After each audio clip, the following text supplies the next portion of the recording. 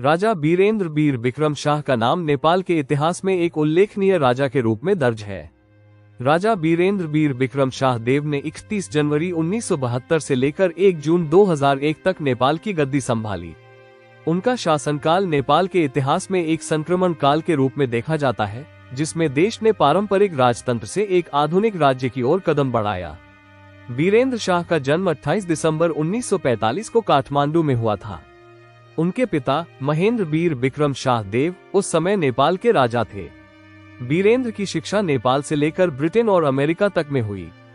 उन्होंने eaten college और फिर हार्वर्ड यूनिवर्सिटी में अध्ययन किया, जिससे उन्हें विश्वव्यापी दृष्टिकोण और आधुनिक विचारों की समझ हुई। राजा के रूप में उनकी पहली बड़ी चुनौती 1990 में आई, जब नेपाल में लोकतंत्र की मांग करते हुए एक बड़ा जन आंदोलन उठ खड़ा हुआ। इस आंदोलन ने राजा बीरेंद्र को संविधान में संशोधन करने और एक बहुदलीय प्रणाली को स्वीकार करने के लिए मजबूर किया। यह नेपाल के इतिहास में एक महत्वपूर्ण मोड़ था, क्योंकि पहली बार राजा ने वास्तविक शक्ति साझा की थी। राजा बीरेंद्र के शासन काल में नेपाल ने कई तरह की आंतरिक चुनौतियां देखी, जिनमें माओवादी विद्रोह की शुरुआत भी शामिल है, जो 1996 में शुरू हुई थी। इस विद्रोह ने देश की स्थिरता को गंभीर रूप से प्रभावित किया और राजशाही के लिए एक बड़ी परीक्षा थी। बीरेंद्र शाह का निजी जीवन भी काफी चर्चित रहा।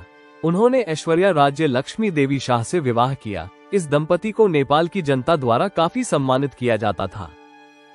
1 जून 2001 को नेपाल के इतिहास में एक काला दिन आया, जब राजा बीरेंद्र और उनका परिवार नारायणहिटी राजमहल में हुए एक नरसंहार में मारे गए।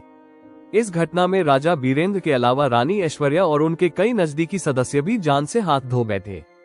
इस नरसंहार के पीछे की वजहें और परिस्थितियां आज भी विवादास्पद है, और इसकी जांच के नतीजे ने नेपाली जनता के बीच कई सवाल खड़े किए।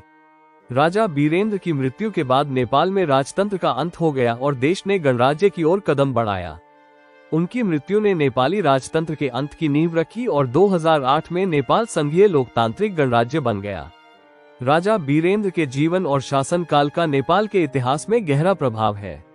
उन्हें एक सुधारवादी राजा के रूप में याद किया जाता है, जिसने नेपाल को आधुनिकीकरण की दिशा में अग्रसर किया।